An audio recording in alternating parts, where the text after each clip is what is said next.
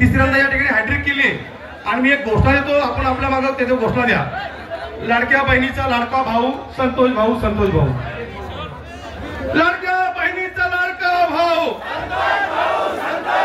लाडक्या बहिणीचा लाडका भाऊ, माननीय आमदार संतोष पाटील तू मागे बढ़ो,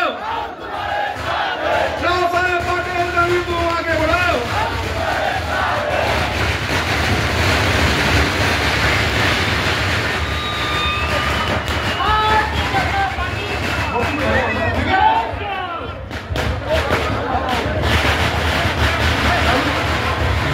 घोषणा द्यायच्या भारतीय जनता पार्टीचा, भारतीय जनता पार्टीचा माननीय खासदार रावसाहेब पाटील दानवेंचा, संतोष भाऊ पाटील दानवेंचा, संतोष भाऊ पाटील दानवेंचा, भारतीय जनता युतीचा.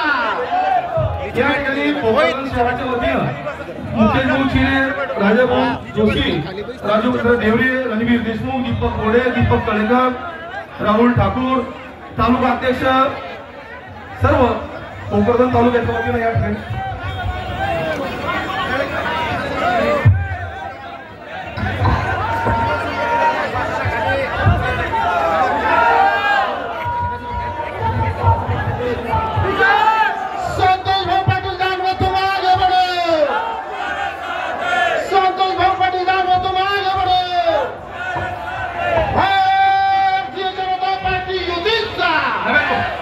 यानंतर आपल्या तालुक्याचे नवनिर्वाचित आमदार तिसऱ्यांदा हॅट्रिक करणारे माननीय आमदार संतोष भाऊ दानवे आणि भावी पालकमंत्री यांना मी विनंती करतो, या ठिकाणी डायरेक्ट संतोष भाऊ या ठिकाणी भाषण करणारे, बाकी कोणी भाषण करणार नाही. मी परत एकदा घोषणा करतो, माझ्या मागे घोषणा द्या. लाडक्या बहिणीचा लाडका भाऊ, लाडक्या बहिणीचा लाडका भाऊ,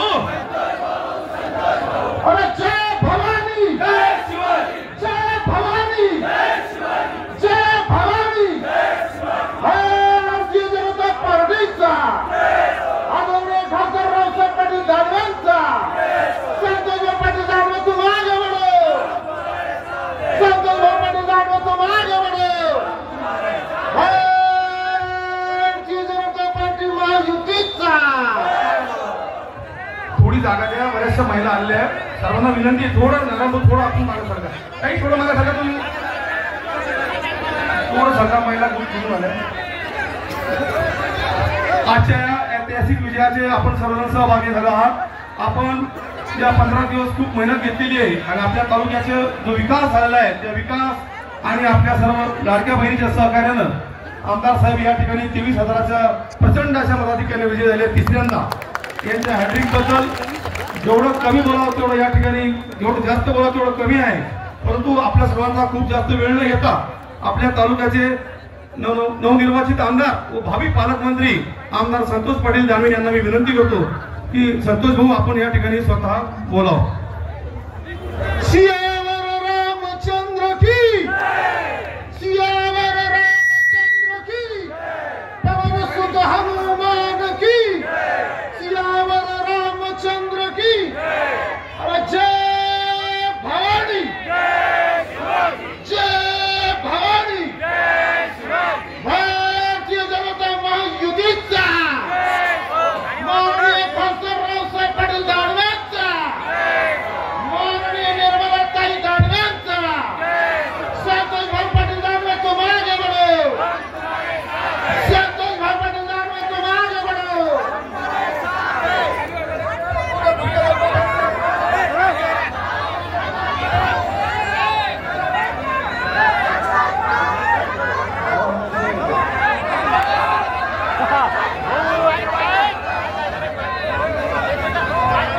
तुम्ही डीजे असा लावला की मला बिलकुल काहीच आवाज नाही येत, माझा अटका फक्त तुम्ही.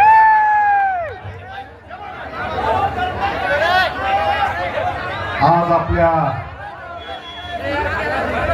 भोकरदन जाफराबाद विधानसभा मतदारसंघाचा निकाल लागला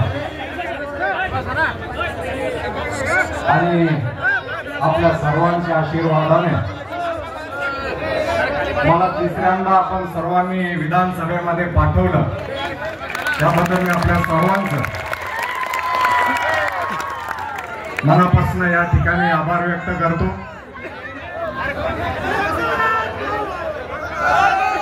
बांधवांनो, ही निवडणूक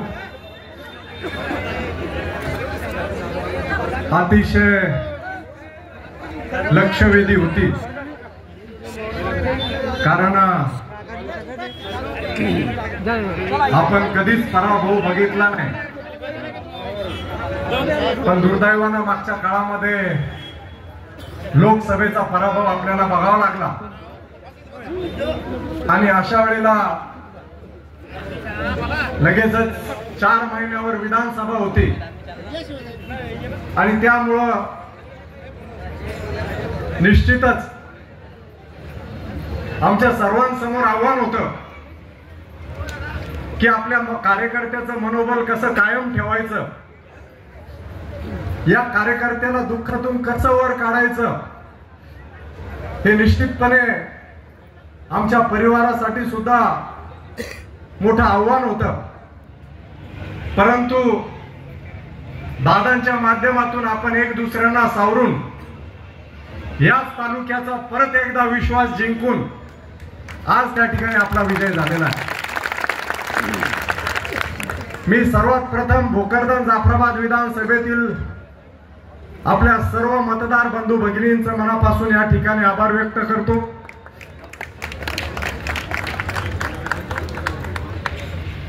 मागचा काळ हा अतिशय आव्हानात्मक होता, परंतु या प्रचाराच्या 15 दिवसांमध्ये नक्कीच आपल्या सर्वांची साथ, मी ज्या कुठल्या गावामध्ये गेलो मला नक्कीच जाणवलं नाही किंवा कोणताही क्षणी मला असं वाटलं नाही की माझ्या सोबत कुणी नसेल किंवा ही निवडणूक अवघड आहे अशी निश्चितपणे तुम्ही मला जाणीव होऊ दिली नाही आणि अतिशय सहजरित्या परत एकदा आपण सर्वांनी या निवडणुकीमध्ये परत एकदा विजय हासिल केला। बांधवांनो, मी या माध्यमातून खऱ्या अर्थानं माझ्या परिवाराचा मनापासून धन्यवाद व्यक्त करेल, कारण की लोकसभा झाली आणि दुसऱ्याच दिवशी मी तुम्हाला त्या दिवशी सांगितल्याप्रमाणे दादा दुसऱ्याच दिवशी घराच्या बाहेर पडले आणि मला नक्कीच माझ्या मनामध्ये त्या ठिकाणी एका प्रकारचं दुःख होतं। मला समजत नव्हतं की आपण कसं बाहेर निघाव, परंतु दादांनी सर्व परिवाराला सावरलं, कार्यकर्त्यांना सावरलं आणि निश्चितपणे जनतेला सुद्धा जाणू दिलं नाही आणि जनतेला सुद्धा खेळीमेळीच्या वातावरणात दादांनी आणलं की चला जे झालं ते झालं, मी तुमचा कौल स्वीकारला, परंतु मी या ठिकाणी नक्कीच तुमच्यावर नाराज नाही असं दादांनी त्या गावागावामध्ये जाऊन सांगितलं आणि जनतेने परत एकदा आपल्याला त्या ठिकाणी विजयी केलं। बांधवांना आता पुढचे 5 वर्ष नक्कीच मला तुमच्यासाठी काम करायचंय, खांद्याला खांदा लावून आपण त्या ठिकाणी तरुणांपासून तर वडीलधाऱ्यांपर्यंत निश्चितपणे सगळ्यांना सोबत घेऊन आणि विशेषतः आमच्या ज्या लाडक्या बहिणी आहेत या सर्व लाडक्या बहिणींना एकदा आपण टाळ्या वाजवून त्यांचंही स्वागत करू आणि पुढच्या 5 वर्षात ज्या ताकदीने या राज्यामध्ये आपलं सरकार आलेलं आहे याच ताकदीने आज आपण 23,000 जिंकलो, पुढच्या काळात 50,000 कसं जिंकू याची तयारी निश्चितपणे आपण त्या ठिकाणी करू।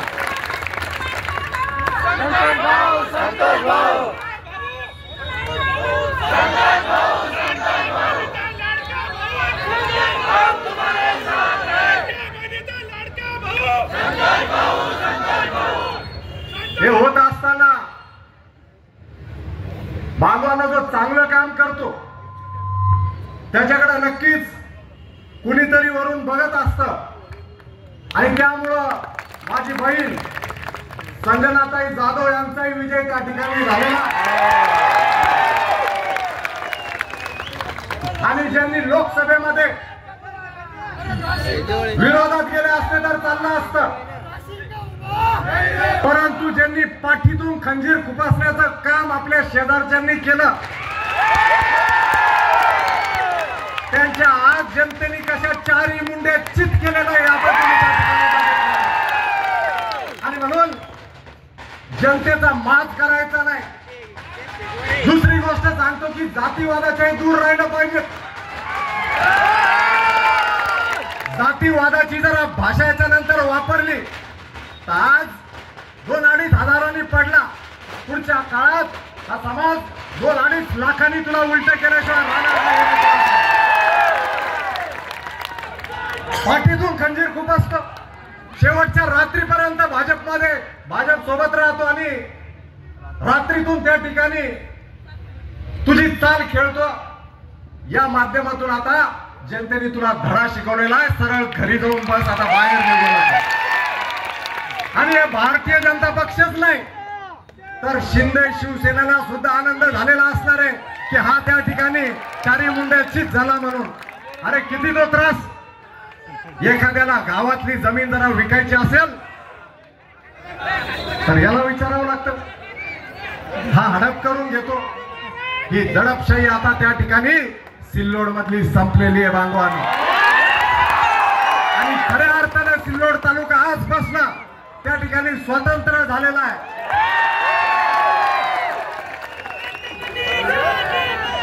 हा जातीवाद दाखवण्याचं काम आपण नाही केलं तर हा जातीवाद दाखवण्याचं काम त्यांनी त्या ठिकाणी केलेलं आहे. आणि म्हणून निश्चितपणे मला माझ्या विजयापेक्षा सिल्लोडच्या विजयाचा जास्त आनंद आहे.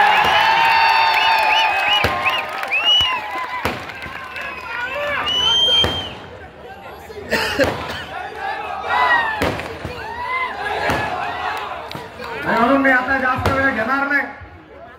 बांधवांनो, आपल्याला जनतेने जो कौल द्यायचा तो कौल दिलाय. मी आपल्याला सर्वांना विनंती करेन, विजय हा हॅट्रिकचा असो, 5व्यांदा असो किंवा 7व्यांदा असो, बांधवांनो विजय हा प्रामाणिकपणे स्वीकारला पाहिजे.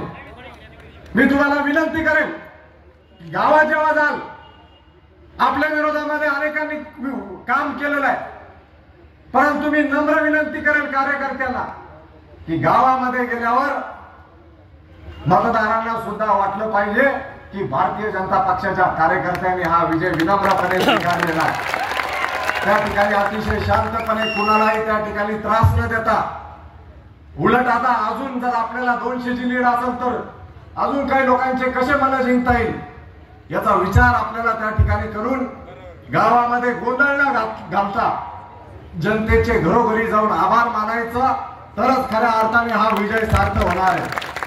हे करत असताना मागच्या काळामध्ये काही उमेदवारांनी मांड्या थोपटल्या,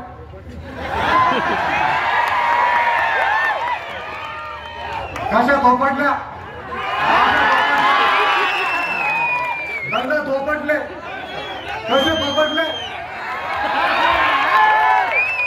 मांड्या आणि दंड हे आम्हालाही थोपटता येतात, परंतु पाठ कशी लावायची, कुणाची लावायची हे तुझ्या आणि माझ्या हातात नसून हे जनतेच्या हातात आहे, तू लक्षात ठेव.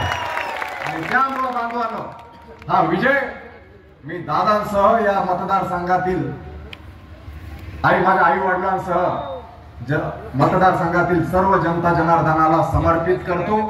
मी निश्चितपणे तुम्हाला विश्वास देतो की आज जे काही मला मतदान पडलं असेल, मला अजूनही माहिती नाही की एकूण मतदान किती पडलंय, मग ते 1.25 लाख असेल, 1,30,000 असेल, परंतु मी आज जेवढं मतदान मला पडलं तेवढ्यांचा आमदार नाहीये. तर या मतदारसंघात जी 3.25-3.5 लाख जनता आहे, मतदार बांधव आहे, मी निश्चितपणे आज तुमच्या समोर सांगतो की ज्यांनी मला मतदान केलं नसेल, मी त्यांची सुद्धा सेवा करायला कमी पडणार नाही. हा विश्वास मी तुम्हाला निश्चितपणे देतो. कुठल्याही सुडाची भावना मी माझ्या मनामध्ये ठेवणार नाही. आणि आपलं सरकार आता परवा स्थापन होत आहे. मी या सरकारचा पुरेपूर फायदा घेऊन आपल्या मतदारसंघामध्ये तरुणांपासून तर वडीलधाऱ्यांपर्यंत आमच्या माता भगिनींपासून तर निश्चितपणे तळागाळापर्यंतच्या गोरगरिबांची कशी सेवा करता येईल यासाठी प्रामाणिक प्रयत्न पुढच्या 5 वर्षाच्या कारकिर्दीमध्ये करेन असा विश्वास मी आपल्या समोर या ठिकाणी व्यक्त करतो. आणि परत एकदा या मतदारसंघातील सर्व मतदार बांधवांना मी सर्वांच्या चरणी त्या ठिकाणी नतमस्तक होऊन आपल्या सर्वांचे मनापासून आभार व्यक्त करतो. धन्यवाद. खूप खूप धन्यवाद. जबरदस्त भाषणानंतर बहिणीचा लाडका भाऊ भाऊच्या या जबरदस्त भाषणाच्या बद्दल एकच म्हणावं असं वाटतंय.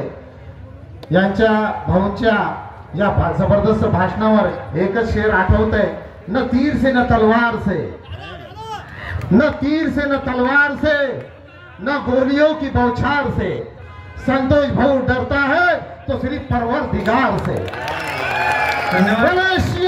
रामचंद्र की आज आपल्या दोन मिनिट आज आपल्या ज्यांनी अहोरात्र मेहनत केली असे घरचे आमच्या सर्वांच्या मातोश्री ताई, अक्का आणि रेणूताई या ठिकाणी उपस्थित आहेत. त्यांचं सत्कार करणं आपल्या भोकरदन शहराच्या महिलांचं कर्तव्य बनतं. त्यासाठी मी निर्मलाताई दानवे, आमच्या मातोश्री, तसेच आशा अक्का पांडे, तसेच रेणूताई दानवे यांचं स्वागत सत्कार महिलांना अशी विनंती करतो की सार्वजनिक सत्कार त्यांचं या ठिकाणी करावं.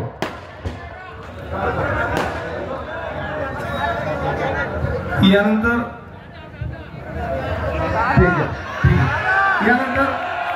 ज्यांची आपण आतुरतेने वाट बघतो असे आपले सर्वांचे लाडके दादा, एकदा जोरदार टाळ्यांचे त्यांचं स्वागत झालं पाहिजे.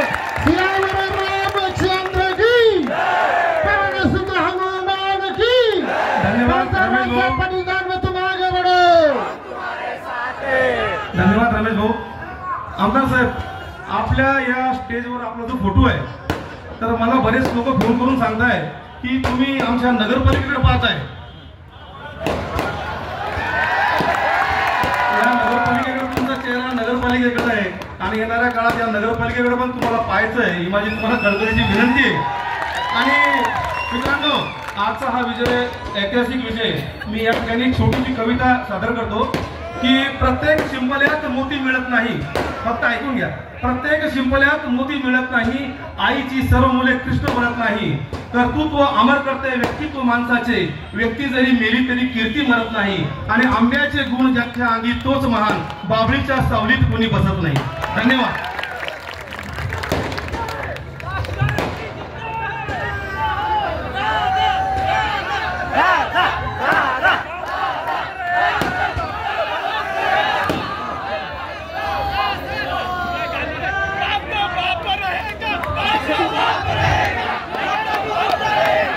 मंचावर उपस्थित असलेले आपले नवनिर्वाचित आमदार संतोष पाटील दानवे,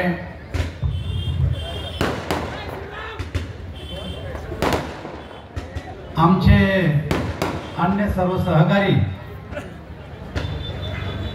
आणि या विजयी सभेला उपस्थित असलेल्या भोकरदन आणि जाफराबाद येथील सर्व मतदार बंधू आणि भगिनींनो, सर्वप्रथम मी आपल्या सर्वांचे आभार मानतो की आपण सर्वांनी मिळून या ठिकाणी संतोष पाटील दानवे यांना तिसऱ्यांदा विधानसभेमध्ये पाठवलं. हा जो विजय, खऱ्या अर्थानं हा जो मिळालेला विजय, हा विजय दुसऱ्या तिसऱ्या कोणाचा नसून हा या दोन्ही तालुक्यातील मतदाराचा विजय असं मी मानतो. आणि त्यामुळं हा विजय तुम्हाला सगळ्यांना मी समर्पित करतो. मित्र, लोकसभेच्या निवडणुकीच्या नंतर कार्यकर्त्यांमध्ये एक चिंतेचं वातावरण होतं की लोकसभेला राज्यामध्ये जी पडझड झाली त्यानंतर विधानसभेच्या निवडणुकीमध्ये काय चित्र उभं राहतं अशा प्रकारची चिंता कार्यकर्त्याला होती.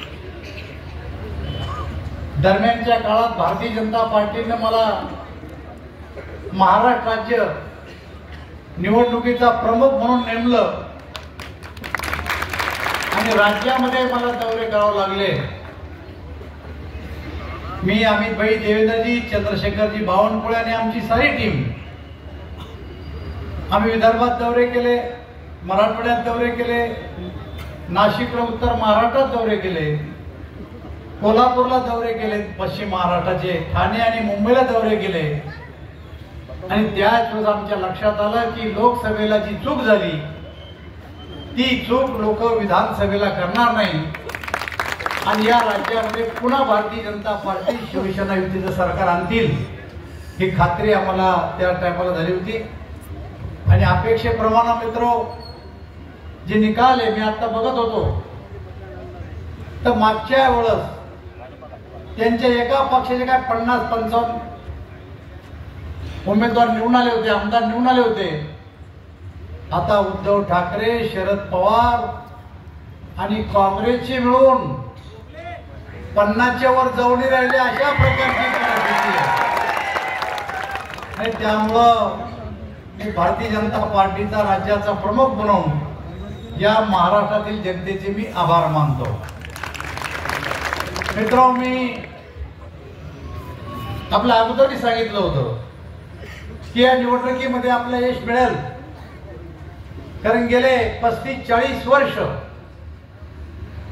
या मतदारसंघामध्ये काम करत असताना केवळ जातीपातीचा विचार न करता सामान्य कार्यकर्ता डोळ्यापुढे ठेवून विकास करण्याचा प्रयत्न आम्ही केलेला आहे. आणि त्याच्यामुळे ज्या जनतेनं आमच्या कुटुंबामध्ये 10 वेळेस आमदारकी, खासदारकी आणि आता कन्नडची 11वी आमदारकी, खासदारकी केली. आमच्यावर टीकाही झाल्या, सारे गोळा झाले, वेगवेगळे कारण शोधलेत. या कारणांतरी काही होऊ शकतं का? पण जेव्हा प्रसंग आला तेव्हा कोणाची हिंमत झाली नाही उभं राहायला. त्याचं कारण आहे की बसलेले सारे शेर हे आमच्या सोबत होते, तेव्हा हिंमत केली नाही. आता मित्र, जास्त बोलण्याचा आजचा दिवस नाही. मी गावागावात येईल तेव्हा बोलल. मी फक्त आपल्याला एक नम्रपणे विनंती करू इच्छितो की आता आपला विजय झाला, या विजयाला कुठेही गालबोट न लागता शांततेनं आपण आपल्या आपल्या गावी जा. गावामध्ये जर मिरवणूक काढली तर कुठेही कोणाही जातीपातीबद्दल बोलू नका, एवढीच मी विनंती आपल्याला करतो.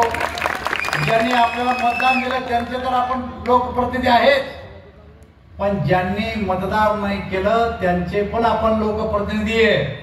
ही गोष्ट सगळ्यांनी लक्षात घेतली पाहिजे. गेल्या 35-40 वर्षात कुठल्याही प्रकारचं गालबोट या भोकरदन विधानसभा मतदारसंघाला लागू दिलं नाही. मग व्यापारी असतील, शेतकरी असतील, कुठे हरेरावी केली नाही, कोणाच्या प्लॉटवर कब्जा नाही. जरा 14 किलोमीटर जाऊन काय आणि त्याच्यामुळे वातावरण चांगलं ठेवण्याची जबाबदारी तुमची, आमची, सगळ्यांची आहे. एवढंच मी आपल्या आजच्या प्रसंगी सांगतो की 26 तारखेच्या आत आपल्याला सरकार बनवायचं आहे.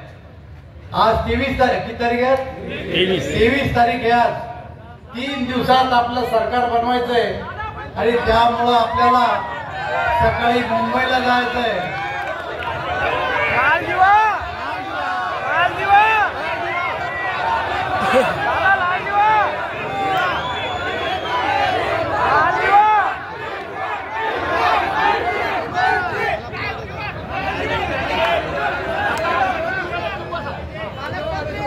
कॅबिनेट कसं आहे, होता तो गमावला, नवा पद देतो मला. त्यामुळं मुंबईला जायचंय. सकाळी भारतीय जनता पक्षाची सर्व आमदाराची बैठक आहे, त्यामुळं तुम्ही थकलेत आज दिवसभर. पुन्हा उभे मी पुन्हा एकदा आपले सगळ्यांचे आभार मानतो, अभिनंदन करतो की तुमच्या कष्टामुळं, तुमच्या एकूण संघटन कौशल्यामुळं हा संतोषला मिळालेला विजय. एवढंच मी आपलं सांगतो आणि माझे 2 शब्द संपवतो. संतोष भाऊ लोखंडे, जाफराबाद. दादा, आपण जे महाराष्ट्रभर फिरलं तर आमची मागणी आहे की आपल्याला सुद्धा राज्यसभेवर घ्यायलाच पाहिजे शासनानं.